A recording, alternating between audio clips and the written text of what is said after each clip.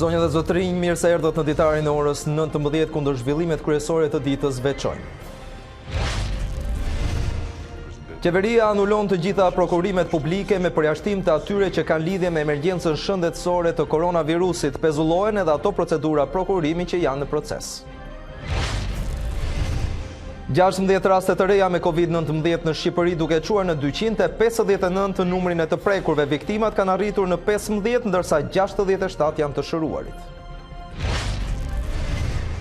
Ministria e Arsimit duke të vendosur që të mos quhet i djegur viti shkollor, por mësimi online sot është një sfidë edhe më e fortë për nxënësit, prindrit dhe mësuesit e shkollës speciale Zëra Jete në Elbasan. A2 sjell një ditë mësimi online me këta nxënës. Mirëmbrëma, unë jam Erion Dushi, do t'jemi bashkë në këtë edicion informativ, ku ndër të tjerë tituj kryesor listojnë. Shkencëtarët kinezë izolojnë antitrupa tek personat e shëruar nga koronavirusi, të cilët mendohet të përdoren si një trajtim për të infektuarit, por edhe për parandalimin e përhapjes së virusit. Nga testimet rezulton se antitrupat bllokojnë depërtimin e virusit në qeliza. Më shumë se 900.000 persona janë infektuar dhe mbi 45.000 kanë humbur jetën nga pandemia e koronavirusit në botë. Spanja shënoi mbi 500 viktima në 24 orë. Në Amerikë ndërkohë viktimat janë mbi 4.000. Pandemia koronavirus është sfida më e madhe që përjeton bota që prej luftës së dytë botërore. Ky është konstatimi i Kombeve të Bashkuara që paralajmërojnë për recesionin më të rëndë në histori.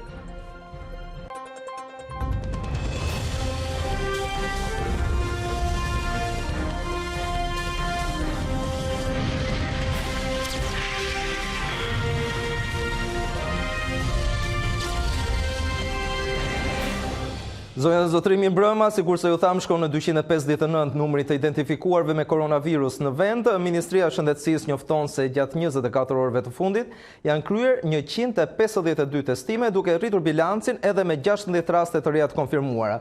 Shohim në këtë momente hartën e cila rezulton që Tirana është më e prekura me 140 raste, për të kaluar pastaj tek Durrësi me 29 raste, Fieri ka 23 raste, Korça ka 16, Shkodra 8 raste, për të mbyllur me Krujën me 5 raste, ndërkohë që të gjitha qytetet e tjera kanë më pak raste të prekurish me koronavirus.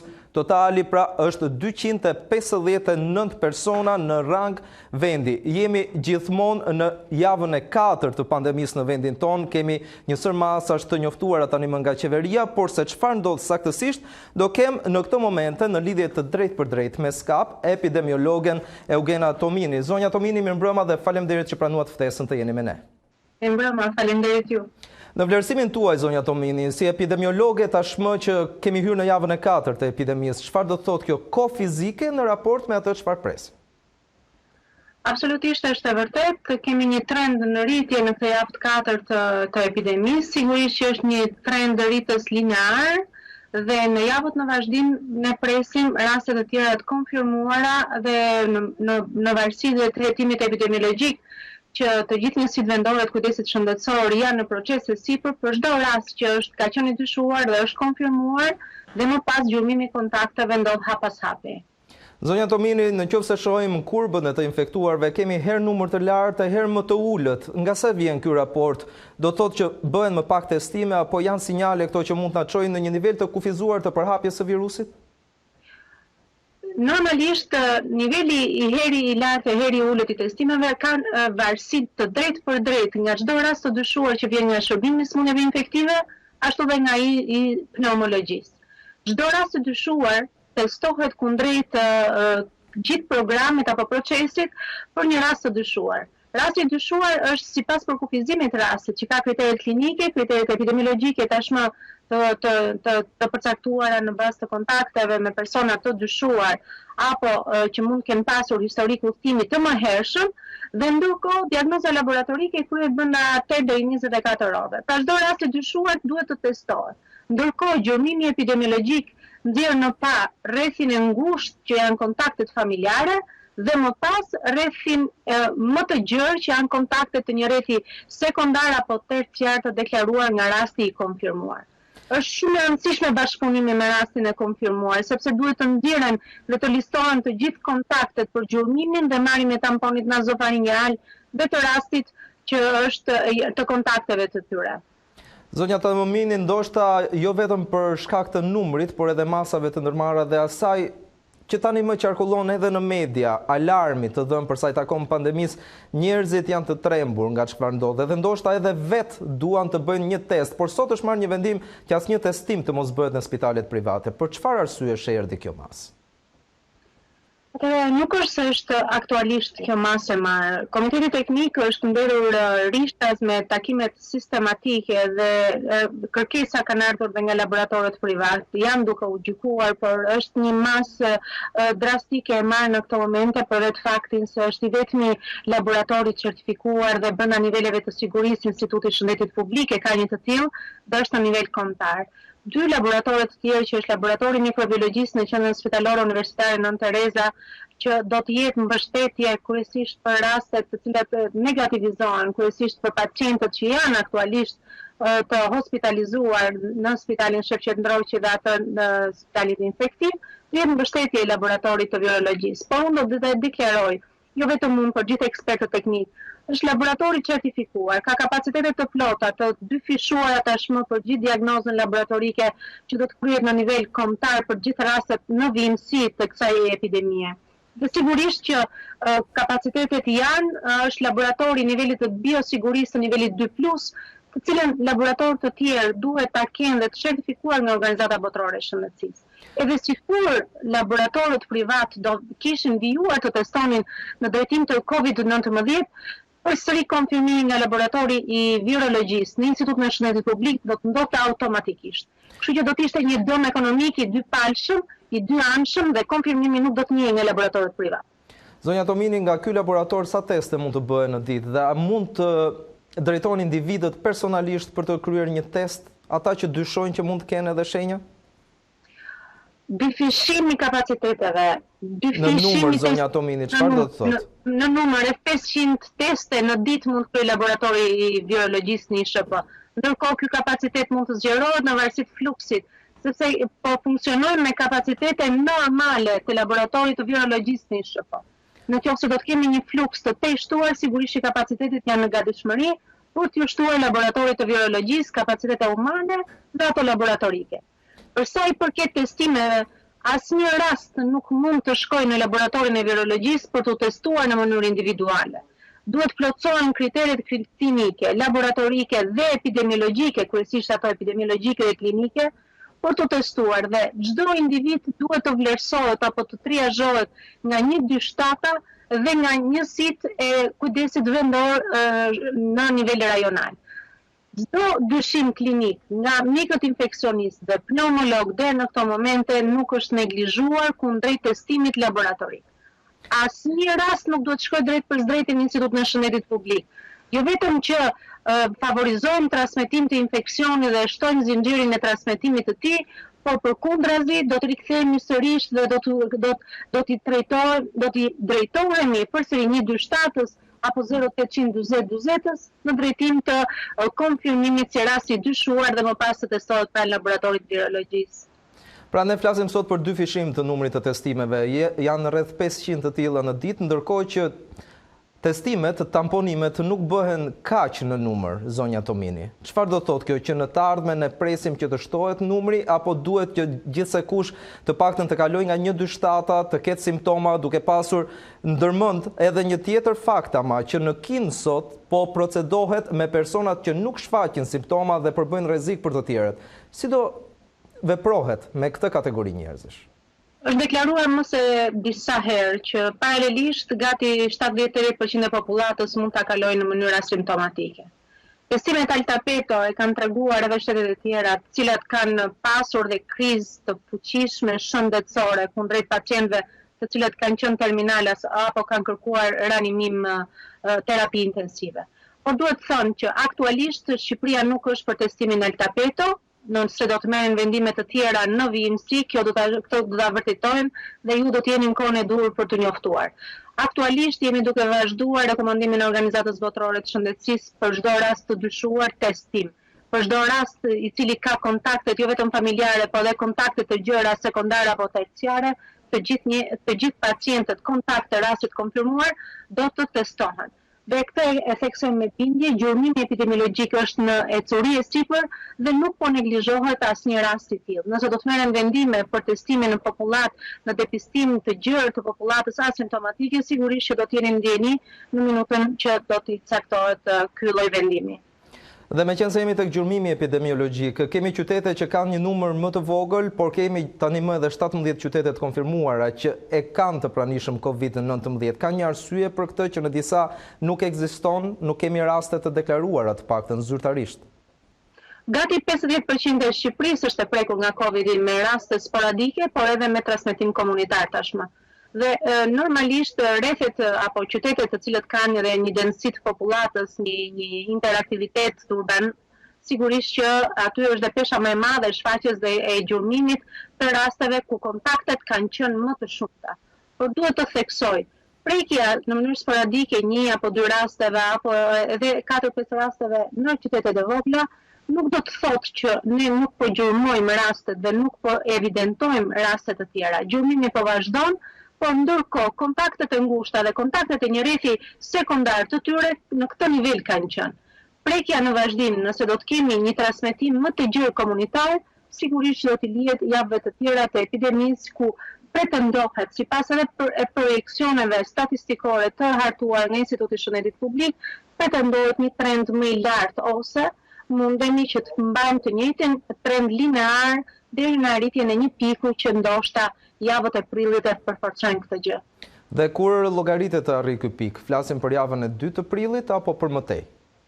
Është një projekcion i përcaktuar nga ana statistikore mbi trendin dhe shfaqjen e rasteve në vimësi dhe pretendohet që java e 2 e 3 maksimumi mund të jetë piku i epidemisë në Shqipëri për këtë sezon, sepse pretendojmë që sipas projeksioneve Covidi nuk mund të zhduket menjëherë, do duhen muaj të tërë.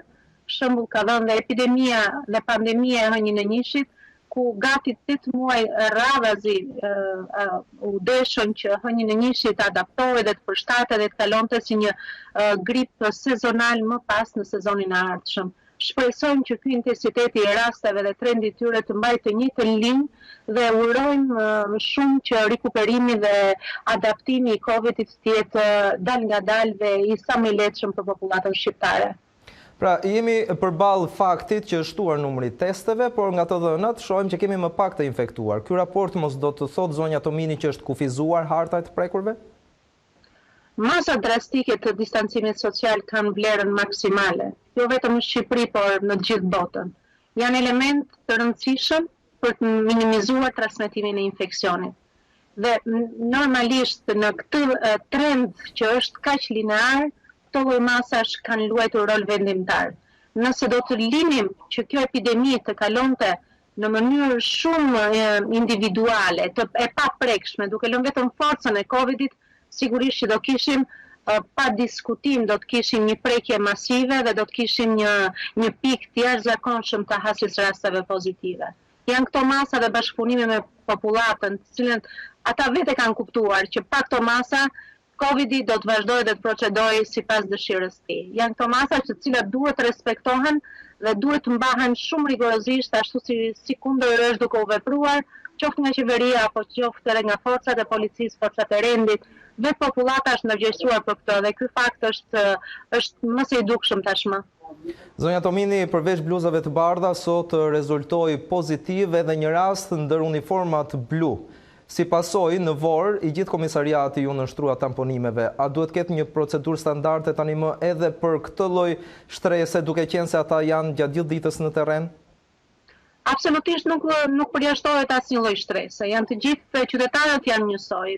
Fakti që janë si linje parë dhe forcat e rendit dhe forcat e policisë nuk i përjashton si njerëz që janë të prekshëm, si njerëz që janë në linjën e parë dhe që normalisht nga kontakti me njerëz që mund të jenë asimptomatik ose me njerëz të tjerë të cilët mund të kenë shfaqur shenja primare të një infeksioni respirator, janë si gjithë të tjerët mund të preken dhe ata. Ky fakt e vërteton sot, por që mundet të shfaqen dhe raste të tjera në vimësi, qoftë në linjat e tjera të mbështetjes, mbajtjes së distancimit social. I bëjmë thirrje popullatës që sa më shumë të respektojmë masat e distancimit, masat e higjienës, të etiketës respiratore, që të mbrojmë edhe këto linja siç është linja e mjekëve, siç është linja e parë e forcave të policisë, që ti kemi nga dëshmëri për çdo element mbështetës dhe mbrojtës në kundrejt masave të distancimit social apo edhe të trajtimit dhe menaxhimit klinik të tyre. Zonja Tomini, një pyetje për sa u takon pacientëve dhe atyre që paraqiten tek spitali infektiv. Tani kemi 2 Covid në kryeqytet, duke përfshirë edhe sanatoriumin.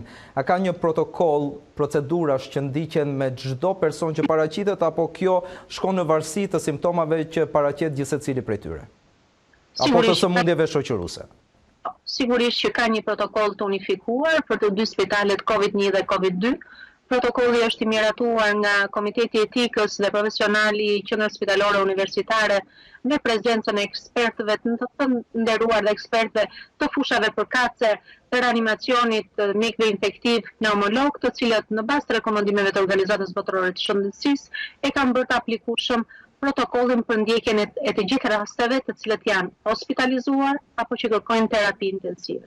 Sigurisht që ka dy kategori ndarjesh nga ana klinike, ata që janë në pavion, që kanë një trajtim më specifik kundrejt shenjave klinike jo të agravuara dhe një trajtim kundrejt oksigjenoterapisë, terapisë intensive që kanë pacientët që janë të intubuar apo që kërkojnë trajtim më të specializuar.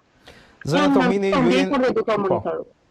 ju jeni ndërkohë në kontakt të vazhdueshëm me organizatën botërore të shëndetësisë dhe referoheni atyre edhe me të dhënat se si paraqitet virusi në territorin e vendit tonë. Nga të dhënat që dërgoni ju krahasuar me vendet e tjera, a ka ndryshim tek personat që shfaqen të infektuar tani më në Shqipëri? Ne bëjmë një raportim të përditshëm kundrejt Organizatës Botërore të Shëndetësisë si një shtet bën arjetit të rregullorës ndërkombëtare, po edhe të raportimit të smundshmërisë infektive apo smundjes emergjente si Covid. Është një trend në pritje, është një trend të cilën e kanë vlerësuar dhe ata që është një trend linear. Sigurisht që kemi akoma shumë për të bërë në vimësi, dhe ndërkohë theksohet që gjurmimi i kontakteve të jetë në vijësi, ashtu siç është duke ecur me të njëjtin trend dhe duke mos lënë asnjë kontakt të rasteve të konfirmuara pa u gjurmuar deri në detaje. Dhe ndërkohë që nga java që vjen temperaturat të rriten në vendin tonë, dhe jo më kot ju a bëra këtë pyetjen për veçantit që mund të ketë apo mund të shfaqë virusi teksa ndodhet tek personat në Shqipëri, çfarë mund të themi ne me ngrohjen e temperaturave? Ky virus bëhet më imun apo dobësohet për sa i takon efekteve? Tani, në paralelizëm edhe me efektin që ka uji ngrohtë me sapun kundrejt virusit, kundrejt larjes së duarve, frenimit nëpërmjet etiketës respiratore, temperaturat e larta kundrejt këtij procesi, pavarësisht strukturës lipidike shumë të hollë që ai ka, shpresojmë që në ardhin e temperaturave ta zbehim edhe prezencën ose të humbasim virulenca. Është shumë hershëm për diskutuar, ndërkohë që ai ka bërë një rrugtim që nga Kina vetëm kryesisht gjatë sezonit dimëror të tij. Kështu që ne shpresojmë ose nga studimet në vijimësi të nxjerrim në parë edhe këtë fragilitet të virusit kundrejt temperaturave të larta. Shpresojmë që kjo të ndikojë, pavarësisht që jemi hershëm për gjykuar nëse ai do ndikojë të uli virulencën e tij dhe transmetueshmërinë kundrejt prezencës temperaturave të larta, apo do të zbehej transmetueshmërinë kundrejt vetë sezonalitetit, duke me tempit dhe ritmit, ndoshta dhe afinitetit të tij genetik i cili ka psuar disa mutacione deri në ardhin në Europë. Shpresojmë që kjo të ndikojë pozitivisht. Dhe pyetja e fundit, zonja Tomini, ndonse ishte e gjatë kjo intervistë, por të gjithë tani më janë të shqetësuar për sa i takon masave shtrënguese të njoftuara nga qeveria. Kur ju thoni që 2 javët e para të prillit mund të përcaktojnë edhe pikun e përhapjes së virusit, a mund të themi ne që në fund të këtij muaji ndoshta njerëzit do jenë më të lirshëm për të qarkulluar? Shpresojmë që masat e distancimit social në fund të prillit ndoshta do kenë një nivel lehtësimi. Por të shikojmë javët në vijim në lidhje me trendin, me agresivitetin e virusit dhe me shfaqjen e një klinike sa më të lehtë për popullatën shqiptare. Është e vështirë të mbahet distancimi social, i vështirë është për gjithë, nuk është vetëm kundrejt masave të qeverisë, e vështirë është për ata që aplikojnë, e vështirë është për ata që i mbajnë këto masa, e vështirë është për ekonominë, e vështirë është për çdo. Megjithatë, është për të mirë për një shëndet të mirë për të gjithë. Është e rëndësishme që këto masa ta frenojnë virusin, sado i padukshëm të jetim, të bëjmë ne të dukshëm me këtë distancim social. Dhe me këtë apel tuaj, unë ju falenderoj që ishit me ne në këtë lidhje të drejt për drejt në ditarin e orës 19. Faleminderit edhe për punën që bëni dhe punë të mbarë në vijim. Ishte Elena Tomini, epidemiologe pra Institutit të Shëndetit Publik. Rikthehemi në transmetim të drejt për drejt. Anullohen prokurimet publike. Të vetmet që do të lejohen janë ato që kanë lidhje me pandeminë e shkaktuar nga koronavirusi. Sipas njoftimit të Agjencisë së Prokurimeve, pezullohen edhe ato që janë në proces. Qeveria anullon të gjitha prokurimet publike me përjashtim të atyre që kanë lidhje me emergjencën shëndetësore të koronavirusit. Agjencia e Prokurimit Publik ka publikuar një njoftim në faqen zyrtare, ku informon se institucionet shtetërore duhet të marrin masa për të pezulluar të gjitha procedurat e prokurimit, përfshirë këtu dhe ato me vlerë të vogël, por objekte prokurimit të cilat nuk lidhen ngushtësisht me këtë situatë. Autoritetet kontraktore duhet të vijojnë procesin e prokurimit vetëm për këto procedura që lidhen ngushtësisht me mbulumin e nevojave të dala në kuadër të situatës së shkaktuar nga pandemia COVID-19 dhe që konsiderohen të domosdoshme, theksohet në njoftimin për shtyp të APP-s. Gjithashtu bëhet i ditur se do të pezullohen dhe ato procedura prokurimi që janë në proces, objektet e të cilave nuk lidhen me situatën e shkaktuar nga pandemia deri në një njoftim të dytë. Kryedemokrati Lulzim Basha quajti një hap të duhur ndonse të vonuar anullimin e prokurimeve. Ai kërkoi nga qeveria të mos humbas më tej kohë dhe të marrë masa të menjëhershme për të anuluar koncesionet dhe të plotësoj paketën e ndihmës fiskale, duke e çuar atë në të paktën në nivelin e Kosovës. Lideri i opozitës Lulzim Basha ka përshëndetur vendimin e qeverisë për anullimin e prokurimeve, edhe pse kritikoi sërish se është një hap i vonuar. Sot, me anullimin e prokurimeve, ka hedhur hapin e duhur, por të vonuar. Kryedemokrati përsëriti thirrjen ndaj qeverisë për të anuluar koncesionet. Sot, jo nesër, të anulloj koncesionet. Një plan 3 mujor që ndihmon shtresat në nevojë biznesin dhe jep ndihmë të drejtë për drejtë tek ata që janë sot në krye të detyrës. Në shembullin e Kosovës, ishte një tjetër kërkesë e Kryedemokratit. Sot, jo nesër, të plotësoj paketën të paktën në nivelin e Kosovës me një nivel buxhetor gjysmën e buxhetit të Shqipërisë, po jemi në urgjencë sepse gjithë e dim strukturën financiare të familjeve shqiptare dhe në fund të muajit frigoriferët, xhepat, tavolinat e shqiptarëve kërcasin. Prandaj nuk kam as një minutë kohë për të humbur. Thirrja ime është veprohet menjëherë. Lideri i opozitës tha se qeveria shqiptare duhet të marrë masa për sjelljen e çdo shqiptari që është në vështirësi jashtë vendit dhe të mos e mbyll procesin e riadhesimit.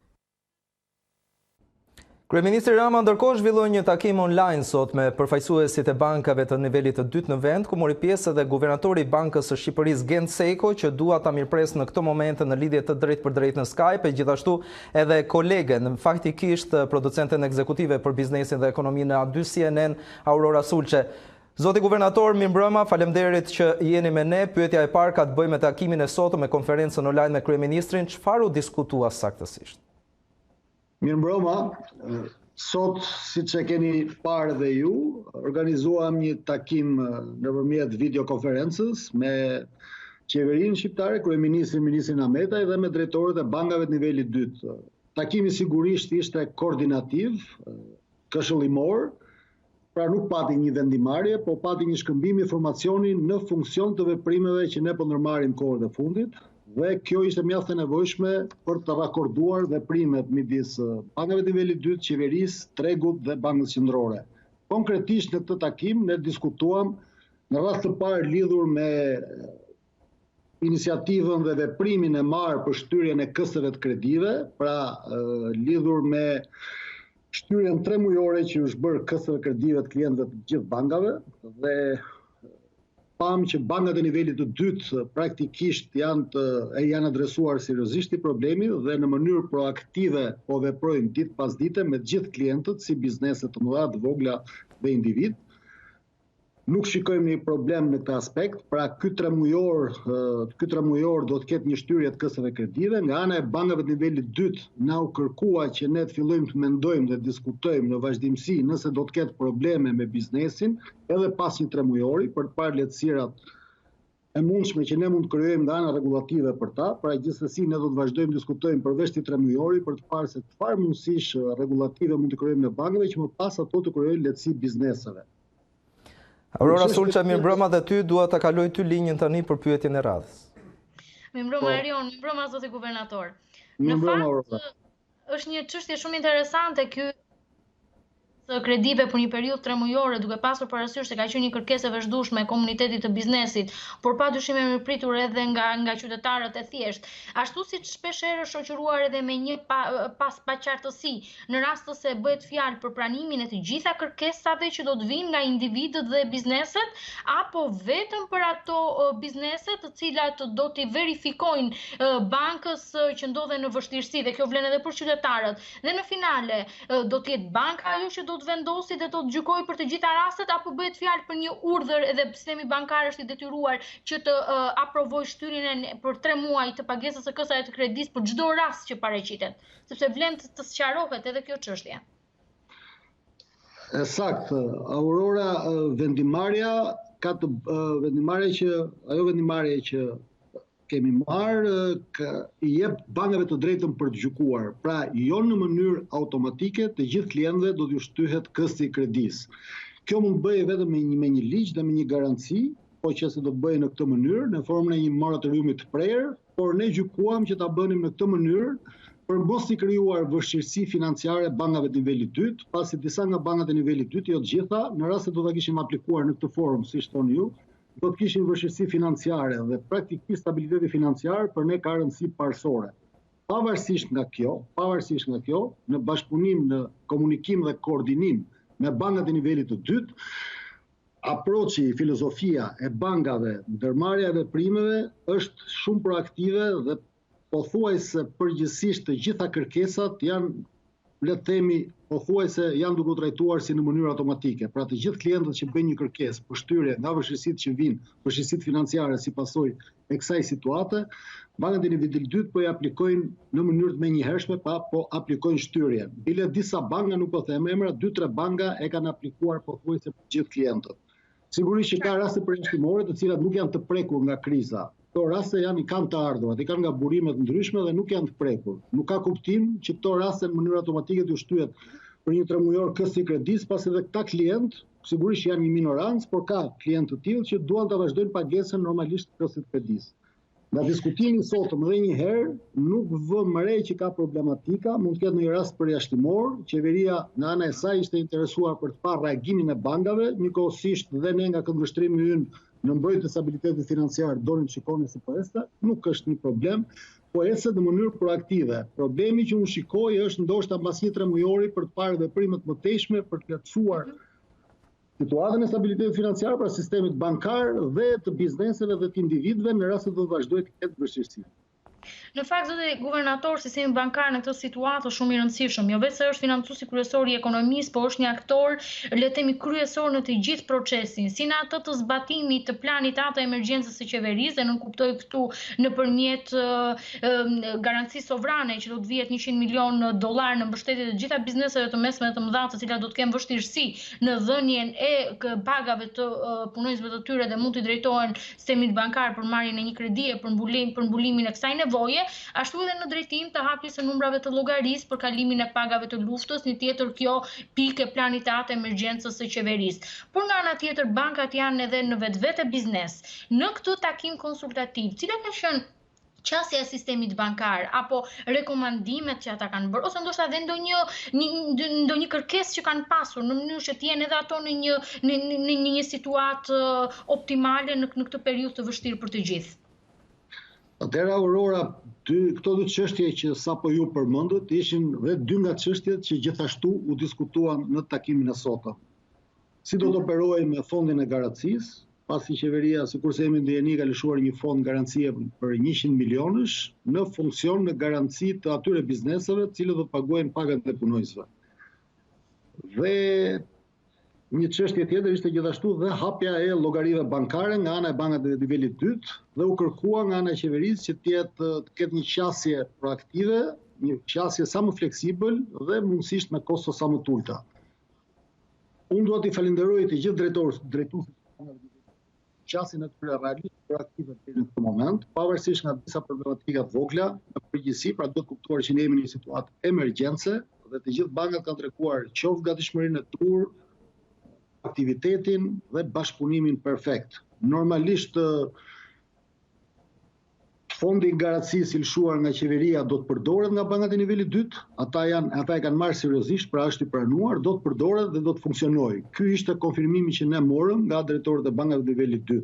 Kjo do të shihet pasaj në proces, funksionimi, por ky është një element, një kolateral, një garanci plus për bizneset për këtë qëllim.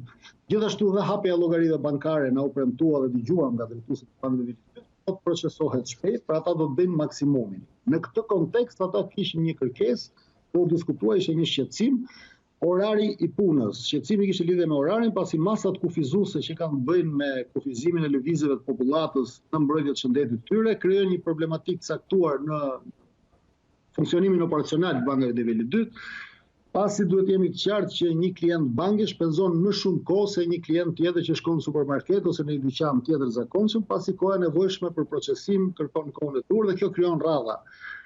Ju premtua bankave që mund të vazhdojnë punën operacionale dhe deri në orën 1 dhe është rakorduar dhe me drejtorinë e përgjithshme të shtetit që në qoftë se punonjësit e bankave do të jenë në lëvizje mbas orarit 1, pasi deri në orën 1 ata do të jenë duke shërbyer klientëve për nevoja të ndryshme, duke treguar baçin, duke treguar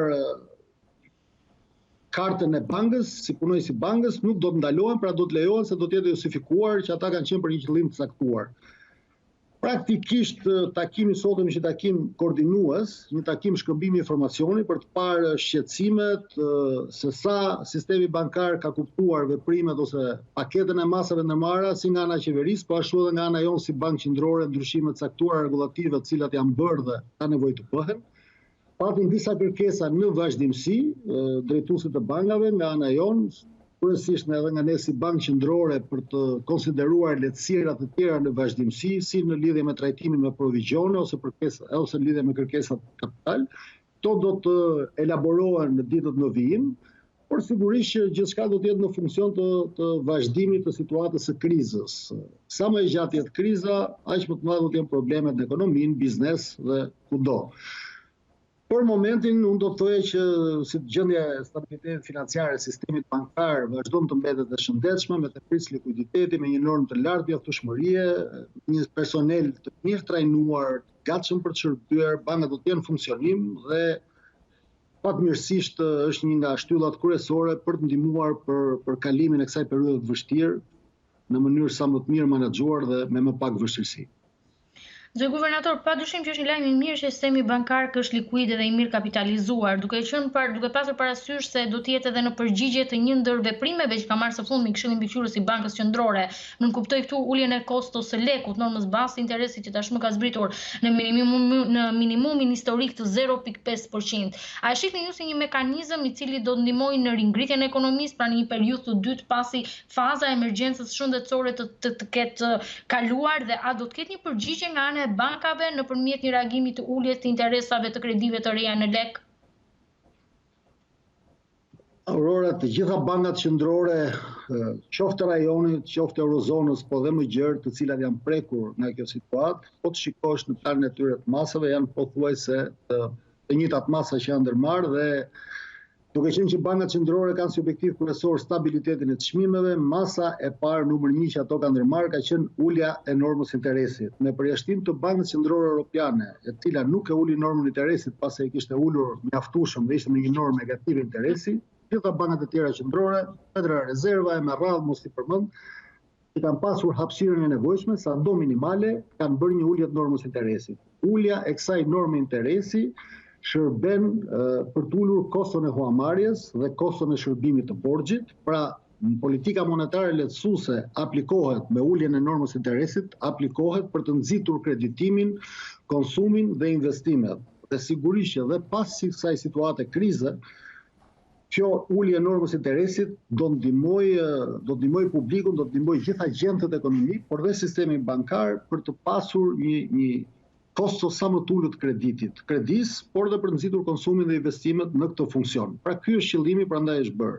Kjo është instrumenti bazë i bankave qendrore që edhe ne aplikuam pasi ishim në nivelin 1% dhe kishim pak hapësirë akoma. Përtej kësaj, sikurse kemi theksuar edhe në komunikime tjera, kemi marrë dhe masa tjera me instrumenta jo konvencional, të cilat mund t'i përdorim në rast se situata do të përkeqësohet, Fatmirësisht kemi një gjendje të mirë likuditeti dhe normalisht këtë gjendje likuditeti na përdorim gjithmonë në përputhje me kriteret dhe kufizimet ligjore që neve na orientojnë. Dhe një pyetje të fundit zoti guvernator, tashmë është pranuar nga të gjithë edhe nga Fondi Monetar Ndërkombëtar, nga Lagarde, është pranuar nga Banka Qendrore Evropiane, është pranuar nga OECD-ja dhe gjithë e dinë që pandemia e koronavirusit do të shoqërohet me një krizë ekonomike dhe pritet që të jemi të gjithë në një recesion të thellë. Shqipëria kështu si pjesë e globit nuk mund të bëjë përjashtim. E duket sikur shenjat e para të kësaj krize tashmë kanë trokitur duke pasur parasysh edhe pushimet nga puna që po bëjnë disa industri të diktuara edhe nga situata. Nuk kuptoj këtu si industrinë e turizmit, një letër drejtuar sot kryeministrit nga industria Fason, ku kërkon mbështetje për biznesin e madh. Në kuadër të gjithë dinamikës që po ndodh dhe që duket sikur Shqipëria nuk do të jetë dot e shkëputur nga kjo krizë ekonomike që po na troket. Sa pritet të jetë thellë ajo dhe cilat janë masat cilat ju do të rekomandonit në mënyrë që edhe ringritja pas pandemisë të jetë më e shpejtë edhe çdo gjë të futet sa më mirë në shina? Është e vërtet, kjo që thoni, është shumë komplekse, cilat janë masat që ne do të rekomandonin ka njësët me masa. Në fakt, sikurse po shihet, kjo është një krizë e cila është para 100 vjetësh, pra nga koha e gripit spanjoll e vitit 1917-1918, bota nuk ka hasur një situatë të ngjashme dhe e ka gjetur pa përgatitur. Në këtë situatë, gjithë institucionet financiare ndërkombëtare, si Fondi Monetar Ndërkombëtar, Banka Botërore, por dhe bankat qendrore të shteteve të mëdha e të vogla, kanë filluar të bëjnë analizat e tyre dhe të bëjnë prognozat e tyre në funksion të ecurisë së krizës dhe të zhvillimeve ekonomike dhe makroekonomike. Sigurisht që situata ndryshon çdo ditë dhe çdo lloj prognoze është shumë e paqartë pasi kjo varet nga kohëzgjatja e krizës. Nuk mund të bësh dot prognoza të qarta, duke mos pasur të qartë se sa do të zgjasë kjo lloj pandemie, sa shpejt bota do të reagojë nëpërmjet sistemeve shëndetësore për të kufizuar, për ta ndaluar ose për të ulur numrin e rasteve. Përsa kohë që kjo situatë do të vazhdojë, natyrisht do të ketë dhe masa izoluese, bllokuese dhe këto godasin direkt ekonominë, sikurse e kemi theksuar në të dy drejtimet, dhe në drejtim prodhimit dhe drejtim konsumit, dhe realisht është një goditje e fortë, e cila po zgjatet sigurisht që ka pasojat e veta dhe në sistemet financiare. Tani, shifrat ndryshojnë ditë pas dite. Nëse unë do t'i referohem disa shifrave, këto janë analiza dhe nuk janë zyrtare. Shtetet e Bashkuara të Amerikës kanë parashikuar një recesion mbi 5% gjatë këtij viti. Kina një recesion afër 4%, pra me shifra të thella recesioni. Gjithë bota ka parashikuar një recesion. Gjithsesi këto janë parashikime. Natyrisht edhe ekonomia shqiptare, pavarësisht që është një ekonomi e vogël, tregu po është e hapur ndaj tregjeve, partnerët tanë kryesorë janë në eurozonë, ne shohim që Italia është shteti më i prekur dhe është më afër, por dhe shtetet tjera të eurozonës janë të prekur, ato do të kenë problemet e tyre ekonomike, të cilat do të sjellin goditjet e tyre në ekonominë shqiptare. Ekonomia jonë gjithashtu është në të njëjtat masa, ju e shihni, pra realisht gjithçka do të varet nga kohëzgjatja e kësaj periudhe, pra e periudhës së pandemisë. Askush nuk mund të parashikojë, në këtë rast ne do duhet dëgjonim specialistët e shëndetit publik, do dëgjonim mjekët, parashikimet e tyre për të gjykuar dhe ne dhe për të bërë analizat tona. Sa më e shkurtër të jetë koha, aq më e vogël është goditja ekonomike dhe aq më e shpejtë është rimëkëmbja. Sa më e gjatë të jetë koha e kësaj pandemie, aq më e vështirë do të jetë rimëkëmbja dhe aq më i thellë do të jetë dëmi financiar dhe ekonomik. Në një parashikimi për afërt, nga ato që ne dëgjojmë, shpresojmë që nga fundi i prillit, ndoshta mesi fundi i prillit, të kemi një rënje të numrave. Dhe vera shpresojmë që do të na kthejë në një situatë që mund të fillojmë rimëkëmbjen dhe ringritjen. Sa janë shifrat, unë nuk mund ta them, natyrisht që mund të kemi një rënje ekonomike. Rritja ekonomike pas kësaj situate do të vijë shpejt, por gjithçka është e lidhur me dëmin e bërë. Zoti guvernator, unë falenderoj shumë për këtë lidhje në A2 Biznes. Edhe në aftësinë. Faleminderit. Po Erion. Ishte guvernatori i Bankës së Shqipërisë Gent Sejko, të cilin dua ta falenderoj gjithashtu për pjesëmarrjen e tij në Ditar, por kur vjen puna te A2 Business Week, Aurora, para se të ndahemi bashkë dhe të lë dhe ty të bëhesh gati për programin që nis në orën 20, çfarë pritet të ndjekim sot? Pritet që të ndjekim sot një çështje e cila padyshim përshqetëson të gjithë tashmë. Bëhet fjalë për efektet e para të krizës ekonomike që ka shkaktuar pandemia e koronavirusit në Shqipëri. Ajo që ne e kemi thënë, ajo që ekspertët e kanë thënë fatkeqësisht po materializohet në ekonominë shqiptare. Fakti që biznesi i mesëm dhe i madh u la jashtë vëmendjes në qeverisë, tashmë ka filluar të japi ndikimin e parë negativ, janë industri që po pushojnë punonjës nga puna dhe po e bëjnë këtë në mënyrë masive.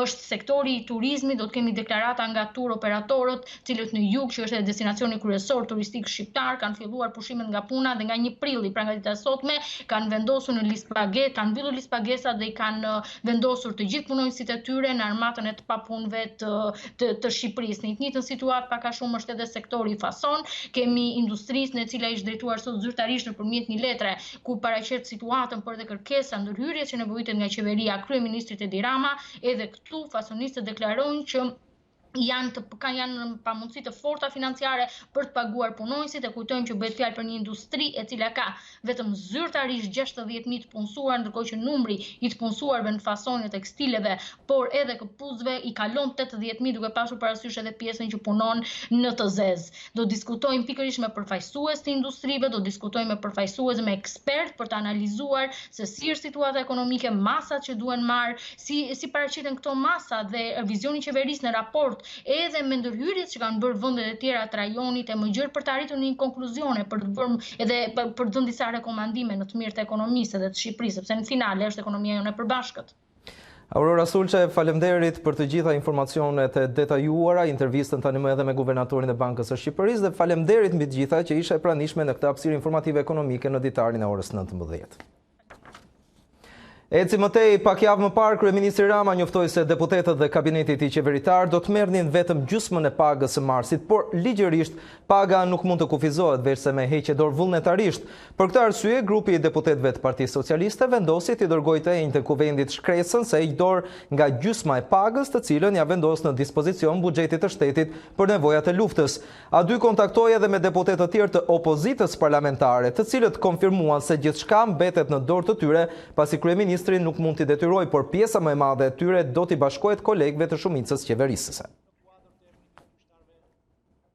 Të gjitha urdhrat ndalues të Ministrisë së Shëndetësisë për lokalet, shkollat e kopshtet apo edhe shërbimet që ofroheshin nga institucionet shtetërore ato private shtyhen pa afat. Fillimisht ndalesa për kufizimin e përhapjes së koronavirusit ishte deri më 3 prill. Ministri Aman Nasriliu sqaroi gjithashtu edhe mënyrën se si do të bëhen aplikimet për ndihmën ekonomike. Qëndrojnë të mbyllura deri në përfundimin e epidemisë, qertet, kopshtet dhe shkollat dhe të gjitha institucionet arsimore, publike dhe jo publike. Baret, restorantet, lokalet, fast foodet dhe strukturat e tjera që ofrojnë shërbime për klientët. Do të jenë të ndaluara deri në përfundim të kësaj gjendje epidemie, aktivitetet publike dhe jo publike, si dhe do të anullohen të gjitha grumbullimet masive në vende të mbyllura apo të hapura deri në përfundim të epidemisë. Shtyhen deri në përfundim të kësaj situate dhe urdhrat për ndërprerjen e ndërhyrjeve kirurgjikale të planifikuara në të gjithë strukturat spitalore publike dhe jo publike, gjithashtu dhe konsultat. Duke filluar nga sot, të gjithë familjet dhe individët që përfitojnë nga skema e ndihmës ekonomike do të përfitojnë pagesën e kësaj ndihme pa patur nevojë që të shkoni të paraqiteni për të kryer aplikimin për përfitimin e kësaj pagese, pasi ai do të jetë online. Administratorët shoqëror të njësive administrative janë përgjegjës për kryerjen e aplikimeve për ndihmën ekonomike, duke mundësuar ata vetë kontaktin elektronik apo edhe nëpërmjet telefonit për t'u ardhur në ndihmë të gjithë aplikuesve për përfitimin në kohë të ndihmës ekonomike. Përjashtimisht, gjatë situatës së fatkeqësisë natyrore, aplikimet për ndihmë ekonomike do të pranohen nga administratorët shoqëror të njësive administrative në formë elektronike apo nëpërmjet shërbimit postar që do të vijojë shërbimet. Rreth 64.000 familje do të përfitojnë nga dyfishimi i pagesës së ndihmës ekonomike për gjatë gjithë periudhës së fatkeqësisë natyrore. Edhe për personat me aftësi të kufizuar, pagesat do të vazhdojnë pa ndërprerje dhe rikomisionimet e personave me aftësi të kufizuar do të zhvillohen pasi të kalohet periudha e fatkeqësisë. Mbi 494 të dënuar në shkallë vendi kanë kërkuar lejen e vuajtjes së mbetur të dënimit në shtëpi, ndërkohë drejtori i përgjithshëm i burgjeve Agim Ismaili në një intervistë për A2 thotë se në sistemin penitenciar nuk ka asnjë rast të dyshim të infektuar me COVID-19 dhe se masat janë ekstreme. Për herë të parë ai pranon se janë ngritur 2 pavione dhe një spital në Fushë Krujë të gatshme për çdo situatë të dyshim të infektuarve në radhët e të dënuarve apo të paraburgosurve. Drejtor, prej më se një javë, tashmë ju keni ndërmarrë hapat për ekzekutimin e aktit normativ që ka të bëjë me lirimin e atyre të dënuarve që plotësojnë kushtet për të vuajtur tashmë arrestin shtëpiak. Sa është numri i personave dhe a ka aplikime? Po, sipas aktit normativ, një pjesë e dënuarve do vuajnë dënimin me qëndrimin në shtëpi për një afat 3 mujor. Deri tani, nga jo për llogaritë, por nga vlerësimet e verifikimet e kryera, janë 585 të dënuar që praktikisht plotësojnë kriterin formal sa lidhet me kohën e mbetur të dënimit për të vuajtur në shtëpi. Po kryen verifikimet dhe janë sqaruar burgosur dhe familjarët e tyre me një intensitet shumë të lartë për të sqaruar për mbarvajtjen e procesit dhe kemi 494 kërkesa të dënuarve për leje qëndrimi në shtëpi. Tani shumë shpejt kemi në proces vendimarrjen në detyrim përgjithshme. A mund të themi që të burgosurit ja kanë dalë për sa i përket mos infektimit nga virusi COVID-19? Po punohet dhe deri tani ja kemi dalë. Ka një protokoll masash të aspektit sanitar si kur asnjëherë më parë.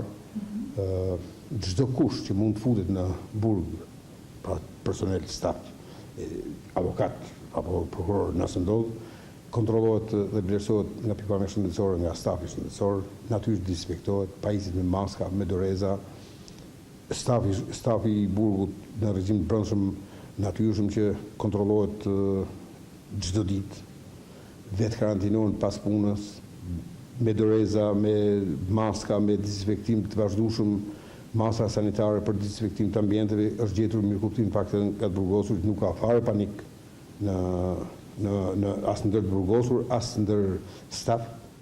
A janë respektuar të gjithë të drejtat të dënuarve të para burgosurve edhe në situatë të tillë të jashtëzakonshme? 100% janë respektuar drejtat e burgosurve.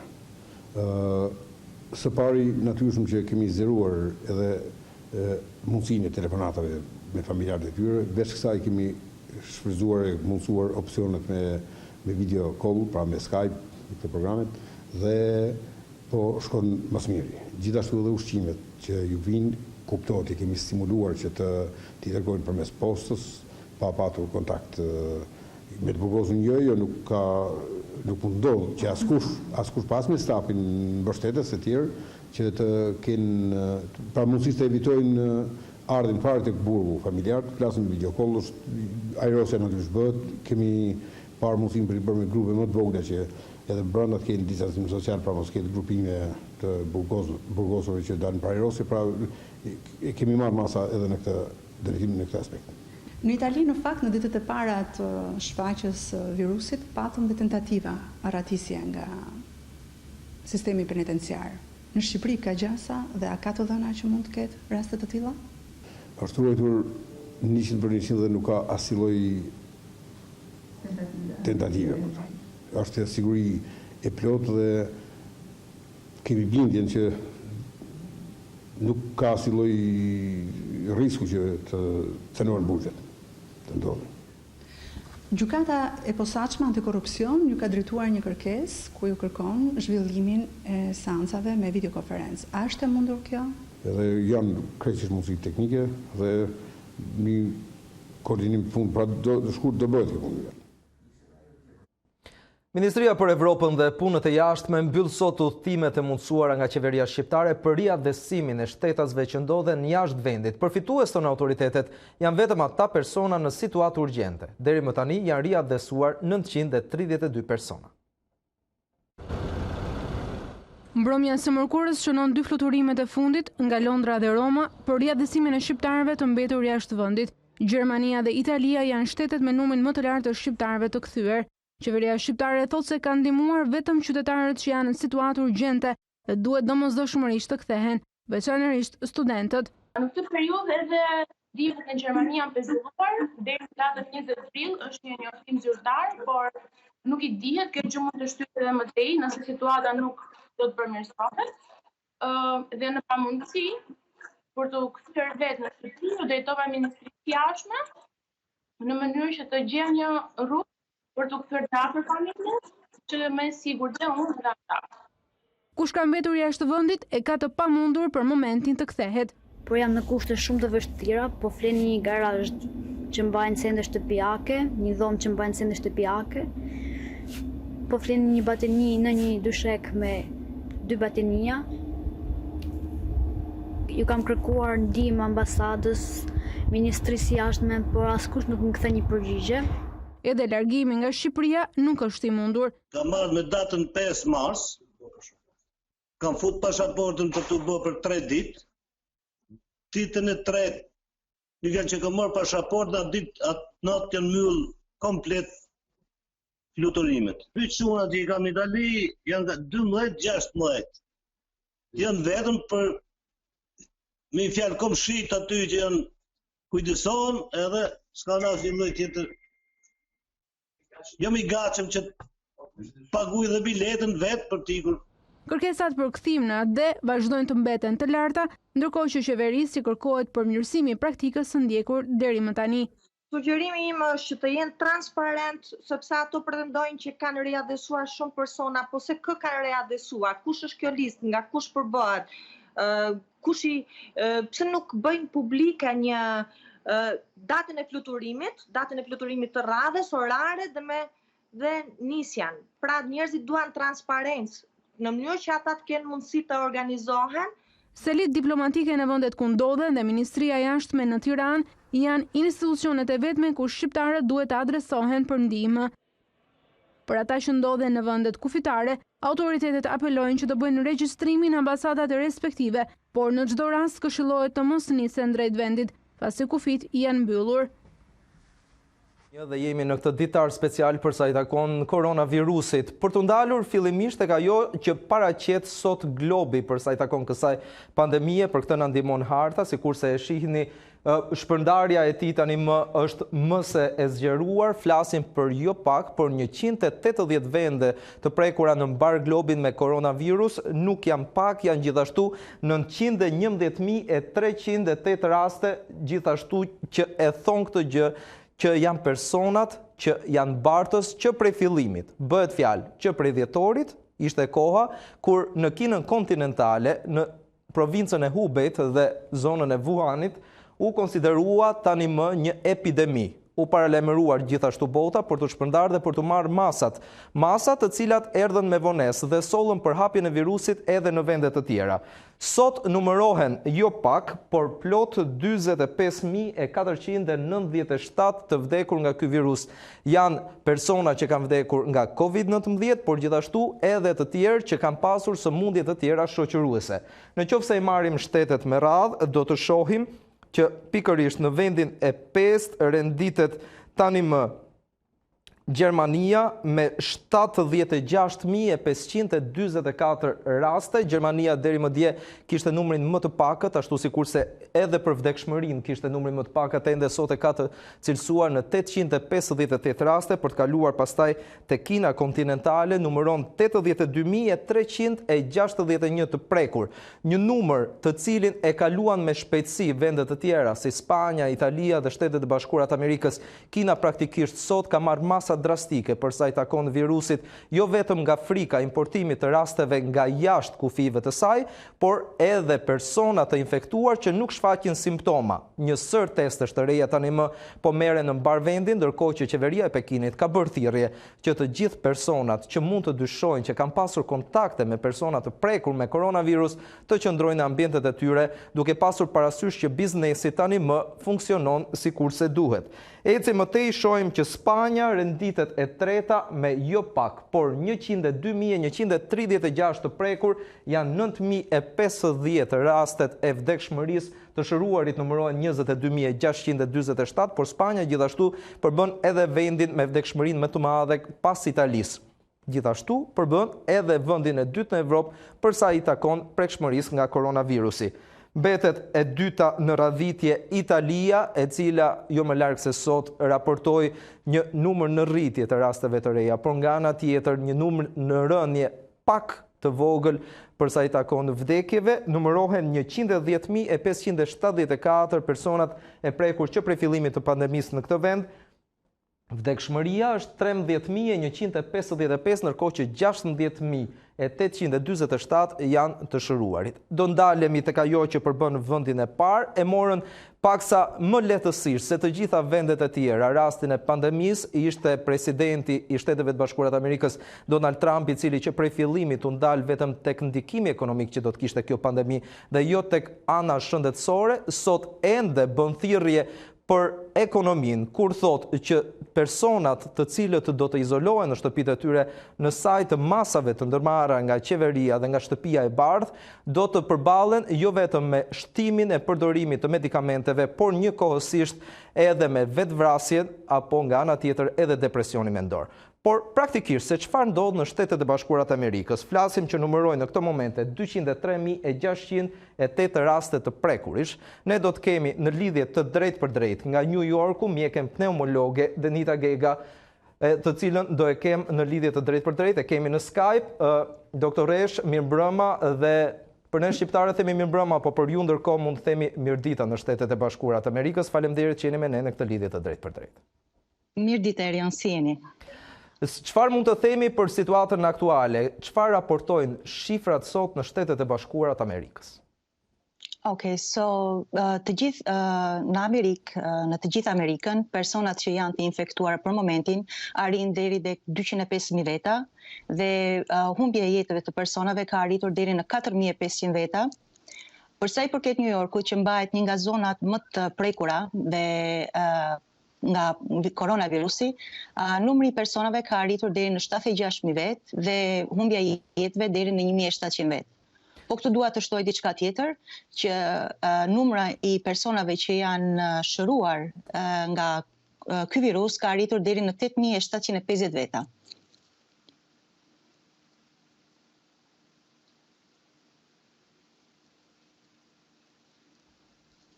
Çfarë mund të themi ndërkohë, doktoresh, për sa i takon simptomave shoqëruese që kanë pasur pacientët e prekur, por gjithashtu edhe moshën e viktimave?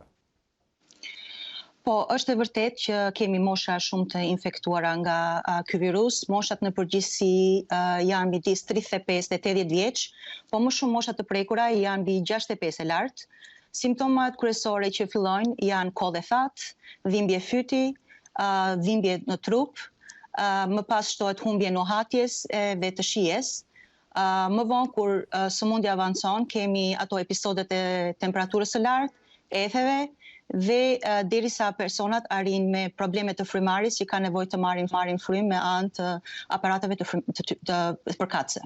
A mund ta jepni ju një panoramë të asaj çfarë ofron momentalisht sistemi shëndetësor tek ju? Në raport me numrin e personave që kanë nevojë për trajtim spitalor, kam parasysh këtu që më herët u ngrit alarmi për mungesë të pajisjeve respiratore. Neve këtu po ndjekim një model ose grafik, si mund t'i themi, që po ndjekim përhapjen e virusit, se si po përhapet virusi në Amerikë. Jemi duke afruar kësaj pike të kësaj kurbe, të kësaj grafiku, dhe mendojmë që në 2-3 javët e ardhshme do të arrijmë këtë pikë dhe që është një gjë shumë e rëndësishme ku njerëzit ku infektimet do të shtohen, numri i të infektuarve do të shtohet, prandaj mënyra e të gjithë pacientëve dhe të gjithë në shtetat u themi që të izolohen në shtëpira dhe të mbajnë gjithmonë atë distancën sociale që është përcaktuar 1,5 metër midis njëri tjetrit. Ndërkohë që shtohet numri i testimeve, a mendoni ju që kjo është e mjaftueshme për parandalimin e prapjes së virusit? Jo, nuk mendoj se është e mjaftueshme, për arsyen sepse njerëzit do të testohen dhe edhe pse nuk do kenë simptoma, po do të kenë infeksionin të mbajtur, do jenë shkaktar për të përhapur këtë sëmundje. Prandaj u rekomandoj të gjithë njerëzve dhe pse dalin pozitiv dhe nuk kanë simptoma që i përmenda më lart, të marrin të izolohen dhe të mbajnë atë distancën midis njëri tjetrit vazhdimisht. Ndërkohë, ju jeni mjeke pneumologe dhe praktikisht koronavirusi prek rrugët e frymarrjes. Çfarë mjekimi keni zgjedhur t'i trajtoni ju pacientët tuaj në këtë situatë? Për momentin, si gjithë bota e di, administrata e ushqimit dhe e ilaçeve që quhet FDA ka miratuar ose ka 2 ilaçe që janë hydroxychloroquine dhe Zithromaxi ose azithromycin. Janë 2 ilaçe që janë shumë premtuese për shkurimin e pacientëve me këtë virus. Doktor Gega, dhe çfarë kategorish do të veçonit ju si më të rrezikuarit ndaj COVID-19? Praktikisht ka disa statistika, por ju jeni në frontin e parë dhe jeni personat që përballen, i keni prekur nga afër. Po, më shumë janë në rrezik të pacientët me sëmundje kronike të mushkërive, siç janë astmatikët, sëmundjet kronike të bronchitit dhe sëmundjet emfizematoze, të sëmur me sëmundje kronike të zemrës, të sheqerit, duhet të kenë shumë kujdes nga ky virus. Presidenti Trump ndërkohë bëri një deklaratë pak orë më parë, kur tha se 2 javët në vazhdim do të jenë më të rrezikshme, duke kërkuar gjithashtu dhe bashkëpunimin e qytetarëve amerikanë. Ku konsiston ky bashkëpunim dhe çfarë duhet bëjnë më saktësisht qytetarët? Bashkëpunimi është të izolohen, të mbajnë distancën midis njëri tjetrit, të ngadalsojnë daljet përjashta, vetëm të bëjnë ato për shpenzimet më esenciale të jetës, siç janë farmacit ose ushqimet, dhe të ndalojnë këto daljet e shpejta dhe në grupe. Një anije prej 1000 vendesh ku do të trajtohen të prekurit nga koronavirusi është tani në gatishmëri të gjithë pacientëve, por dhe bluzave të bardha. Nga ana tjetër, në të gjitha parqet, nuk dua të them në të gjitha, por në parqet kryesore të New Yorkut të paktën, ka tenda të cilat do ofrohet ky shërbim. Çfarë masash të tjera parashikohet për përballjen e këtij virusi, i cili sipas gjithmonë presidentit, por edhe specialistëve pritet të prekë dhe të marrë jetën e rreth 200.000 personave në Shtetet e Bashkuara? Tani 2 anijet më të mëdha që janë ushtarake, njëra është vendosur në New York dhe tjetra është në Los Angeles. Janë më shumë anije që janë vendosur për të marrë me të sëmur me sëmundje jo të Covidit, të infektuara nga Covidi, por me sëmundje të tjera. Dhe arsye e kësaj është sepse spitalet më të sofistikuara me aparate më të zhvilluara t'ja u lëm pacientëve të prekur nga Covidi. Kuptoj, dhe çfarë mund të themi ne për mbrojtjen e bluzave të bardha në gjithë këtë situatë? Okej, bluzat e bardha bëjnë gjën më të rëndësishme në këtë pandemi. Unë rekomandoj të gjithë, si dhe vetes time, që të mbrohemi me veshjen përkatëse, maska, doreza, syze dhe larjen e duarve të shpeshta. Në çdo mjekim me pacientët të ndrohen dorezat dhe të vijnë doreza të reja gjithmonë, domethënë duhet në radhë të parë të mbrojmë veten tonë, pastaj pacientët. Ndërkohë, në Italinë fqinje, doktor Gega, janë paraqitur disa raste bluzash të bardha, jo vetëm të infektuar, por që kanë humbur gjithashtu edhe jetën. Kujt mund t'ia vëmë fajin në lidhje me infektimin e këtyre personelit? Mendimi im është mungesa e pajisjeve ose mënyra mos kenë kujdes në ndrimin e sidomos të dorezave ose të maskave, se nganjëherë po shumë e vështirë të marrësh të punosh për orë të tëra me ato maska, me doreza të veshura, me atë veshjen specifike që është caktuar për të veshur, kështu që është shumë e vështirë dhe nganjëherë mjekët preferojnë më shumë mos i përdorin ose nuk i ndrojnë vazhdimisht këto, kështu që është mos kujdesi nga ana jonë, gjithashtu. Këto sugjerimet tuaja besoj vlen edhe për të gjithë mjekët anë mban botës, aq më tepër në Shqipëri, për të cilën ju besoj jeni gjithashtu e informuar se çfarë ndodh. Gjatë ditëve të fundit, që pas konfirmimit të parë me COVID-19, autoritetet shëndetësore në vendin tonë kanë zgjedhur një protokoll testimesh në numër të reduktuar. A mendoni ju se janë të mjaftueshme dhe a mund të sjellin një hetim të saktë epidemiologjik? Jo, nuk mendoj, nuk është e drejtë, sepse sa më shumë të testohen njerëzit dhe pse nuk janë me simptoma shumë kritike, do arrijmë të parandalojmë në kuptimin që njerëzit do testohen, do dalin pozitiv dhe do izolohen në shtëpira. Është një studim që është bërë në Kinë, kur kjo pandemi filloi, njerëzit kishte njerëz që ishin me jo të infektuar, domethënë nuk kishin simptomat e infektimit dhe kur shkuan për të testuar për së dyti, komplikacionet e Covidit ishin ishin më të acaruara. Kuptoj, nga ana tjetër kemi edhe rastin e personave që tani më nuk shfaqin simptomat, doktoresh, në lidhje me COVID-19. Çfarë mund themi për mbrojtjen ndaj tyre, por nga ana tjetër si mund të merret testimi ndaj këtyre personave? Vetëm në hetim epidemiologjik apo ka edhe shenjat të tjera që mund t'i marrim parasysh? Personat, për momentin, personat në qoftë se nuk kanë simptoma, nga që testet nuk I kemi të mjaftueshme në shumë vende të botës, ata që nuk kanë mundojnë të izolohen nëpër shtëpira, dhe kur dalin për jashta, për ato nevojat e tyre personale, të mbajnë atë distancën midis njëri tjetrit, sepse dhe mund të mos kesh simptoma, por për momentin, por mund të jesh mbajtës I këtij virusi dhe mund të bësh një rrezik për njerëzit rreth familjes o vendeve ku ata frekuentojnë. Doktoresh Gega, çfarë mund themi ndërkohë për jetëgjatësinë e virusit? Sa mund të ketë jetëgjatësia I në ajër, në dru, në tesha, në metale pastaj, sepse këto janë gjëra që gjithë secili prej nesh duhet të evitojë duke pasur parasysh që jo vetëm izolimi apo distanca mund të na shërbejnë, por mund të bijem në kontakt të vazhdueshëm me një nga këto orendi shtëpiake ndoshta, pse jo, apo metale sikurse janë çelsat e shtëpisë, makinës e tjerë.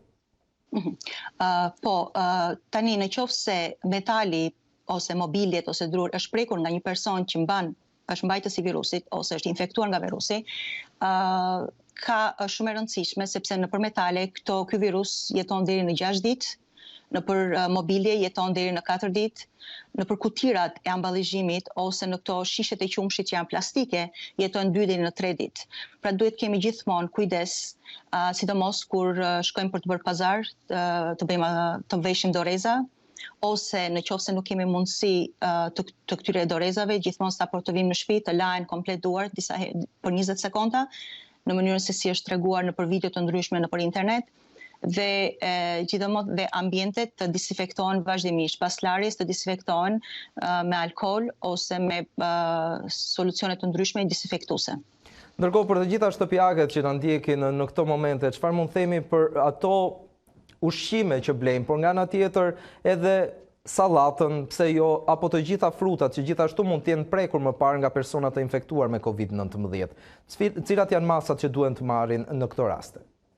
Virusi nuk ka jetëgjatësi shumë në për ushqime, në për fruta ose perime, por gjithmonë u rekomandoj që ato të lajnë mirë me ujë të bollshëm dhe nuk mendoj se është të ketë një infeksion duke për këtë virus të qëndroj gjatë në ushqime. Doktoresh Denita Gega, unë ju falenderoj që ishit me mua në këtë lidhje të drejt për drejt. Gjithashtu ju uroj punë të mbarë në sfidën e madhe që ju pret përpara. Faleminderit, Erion. Faleminderit. Italia ndërkohë ka arritur pikun e pandemisë së COVID-19 sipas autoriteteve të Institutit të Shëndetësisë. Në Lombardi vijon rënja e numrit të prekurve, ndërkohë që mbi 7.700 ishte shifra e viktimave në 24 orët e fundit. Pandemia koronavirusit ka mbërthyer Italinë, është rritur lehtë numri rasteve të reja krahasuar me një ditë më parë, dhe në 24 orët e fundit u shënuan dhe rreth 3.000 të infektuar, që prej shpërthimit të COVID-19 në shtetin fqinj janë prekur në total më shumë se 108.000 persona. Rënjet e lehtë shënoi numri viktimave, ku në 24 orët e fundit humbën jetën 727 pacient. Italia numëron një total për më shumë se 13.000 viktimash. Ky përmirësim I lehtë nuk I atribuohet vetëm izolimit të banorëve, por dhe investimeve në sistemin e shëndetësisë, ashtu si në Wuhan të Kinës, edhe në Bergamo është ndërtuar një spital brenda 7 ditëve, ku po trajtohen pacientët e infektuar me COVID-19. Presidenti I Italisë Sergio Mattarella u është përgjigjur letrave të shumta të qytetarëve me një mesazh duke bërë thirrje për unitet në këtë kohë krize. Është një periudhë e trazuar, por do dalim shpejt nga ky moment I vështirë, shkruan kreu I shtetit në websajtin zyrtar të presidencës. Qeveria italiane po përgatit një plan për të ndihmuar kompanitë dhe bizneset në tejkalimin e krizës ekonomike, të krijuar nga bllokimi I aktivitetit, ndërsa kryetarët e rajoneve I kanë kërkuar kryeministrit Giuseppe Conte që të bëjë të qarta rregullat e izolimit, pasi shumë qytetarë po I keq kuptojnë. Gjithashtu, liderët të shumtë rajonal janë lëshuar në sulme të drejtpërdrejta drejt Bashkimit Evropian për qasjen e Italisë gjatë kësaj pandemie. Betëm e I gjithmonë në situatën e pandemisë, dua të rikthehemi në këtë momente pak tek situata në vendin tonë, për këtë na ndihmojnë grafikët, sikurse e shihni pas shpinës time, janë dy kurba, një jeshile dhe tjetra e kuqe, që shënojnë saktësisht të shëruarit dhe vdekjet që nga momenti i parë i daljes në sipërfaqe të koronavirusit. Raporti na numëron që nga data 9 mars e deri ditën e sotme, në qoftë se i referohemi të shëruarve, që tani më nuk llogaritën pak, por janë diku te 60 personat e shëruar, nga 9 marsi e deri më sot, kjo kurb vjen gjithmonë e në rritje, duke ja lënë numrin e vdekshmërisë pastaj, që është eksaktësisht kurba e kuqe, që sot numëron 15 persona që kanë humbur jetën. Personi i parë ndërkohë që ka humbur ka qenë më 18 mars, që ka qenë një grua e moshuar 73 vjeçare në qytetin e Durrësit. Por çfarë ndodh ndërkohë me testimet? Pikërisht ai apel që vjen jo vetëm nga organizata botërore e shëndetësisë, por gjithashtu nga një sër mjekësh, sikurse edhe këta që ne kemi pasur në lidhje të drejtë për drejtë her pas here në transmetimet tona direkte, dhe sikurse ishte edhe rasti i mjekës pneumologe Denita Gega, e cila na thonte që duhet të bëjmë sa më shumë testime. Kurba që i referohet testimeve në ditë është pikërisht kurba e verdhë. Në qoftë se e shohim me vëmendje, do të zhvendosem këtej që të japi më shumë përparësi, kanë qenë 2 datat ku është bërë edhe testimi më i madh i popullatës, flasim për 11 marsin, janë bërë 127 të tilla, ndërkohë që më 13 mars janë bërë 159 testime. Sikurse e patëm në lidhje të drejtë për drejtë edhe gjatë mbrëmjes së sotme, një epidemiologe na raportoi që tani më në vendin tonë mund të bëhen deri në 500 testime në ditë, por shohim që sot, për shembull, kur flasim për 11 prill, janë bërë 152. Nuk kemi arritur maksimumin për sa i takon testimeve të popullatës, por njëkohësisht edhe rasteve të reja që mund të paraqiten. Kjo sepse lidhet ngushtësisht me hetimin epidemiologjik që ka të bëjë me rastet e njohura të përmbajtjes, por edhe të infektuar me virusin COVID-19 dhe personave të lidhur. Grafiku gjithashtu na jep edhe rastet e reja. Sikurse e shohim, ato paraqiten të ulta, duke filluar nga 9 marsi e deri ditën e sotme ku raportohen 16. Pra në qoftë se i referohemi kësaj shifre, rastet më të shumta të raportuara kanë qenë të datës 26 mars me plot 28 të tilla. Ama në qoftë se flasim për rastet në total të përbëra, shifra vjen detyrimisht në rritje, pasi çdo ditë më shumë raportohen raste të reja për të arritur deri tek numri i sotëm ku flasim jo për pak, por për 259 persona të prekur me koronavirus në vendin tonë. Por çfarë ndodh praktikisht? Nga java e ardhshme do të ketë lehtësira në lëvizjen e shqiptarëve. Ky është një lajm i mirë që e dha kryeministri në komunikimin e mbrëmjes së sotme, i cili foli për zgjerim të mundshëm të përfituesve të paketës së mbështetësve. Ndjekim materialin e përgatitur. Nuk dua, ju lutem, të entuziazmoj askënd para kohës, sepse s'ka vend për entuziazëm.